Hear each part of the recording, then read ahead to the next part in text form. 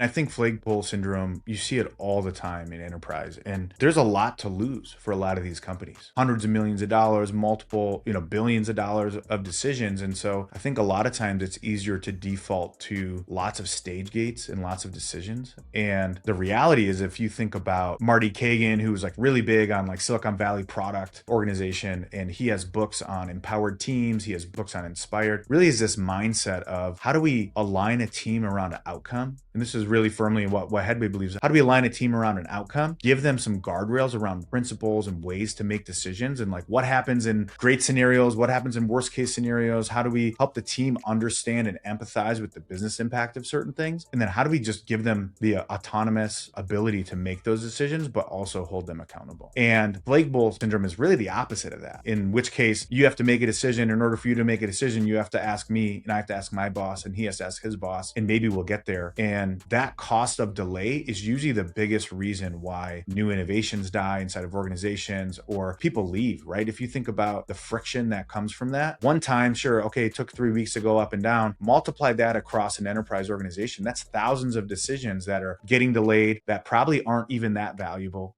and that maybe even zero budget impact, that are, you're never going to get that time back.